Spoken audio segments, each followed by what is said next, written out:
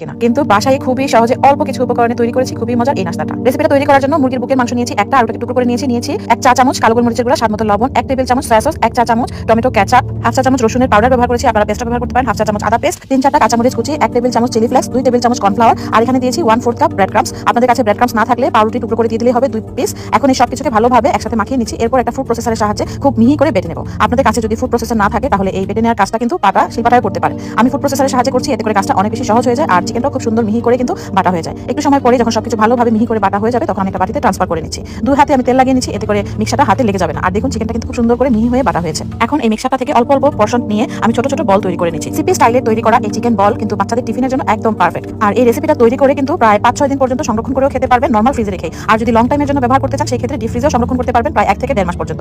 দিয়ে এই বলগুলোকে রান্না করব না, দেখুন পানিটা যখন এরকম করে ফুটে উঠবে তখনই কিন্তু বলগুলো দিবেন। ঠান্ডা অবস্থায় বলগুলো পানিতে ছাড়বেন না, এতে করে বলগুলো ভেঙে পানি ঝরিয়ে বলগুলোকে পানি থেকে উঠিয়ে একটা প্লেটে নিয়ে নিচ্ছি। আর একটা কেটে দেখাচ্ছি, দেখুন কত সুন্দর করে ভেতর। তাহলে একটা এয়ারটাইট কন্টেনারে করে ডিপ ফ্রিজে রাখতে পারবেন 1 থেকে 1.5 মাসের জন্য। এরপর পরিবেশনের আগে এরকম একটা প্যানে 1 টেবিল চামচ তেল নিয়ে নিচ্ছি। তেলটা যখন গরম হয়ে স্টিকের মধ্যে গেতে পরিবেশন করলে দেখতে যেমন সুন্দর লাগে, খেতেও অনেক সুবিধা। আর বাচ্চারা তো এরকম স্টিকে নিয়ে খেতে খুব বেশি পছন্দ করে। দেখলেন তো, শুধুমাত্র একদম পারফেক্ট। কেমন লেগেছে আজকের আমার এই রেসিপি অবশ্যই লাইক কমেন্ট করে জানাবেন, ভালো লাগলে শেয়ার করবেন। ভালো থাকবেন সবাই, আল্লাহ হাফেজ।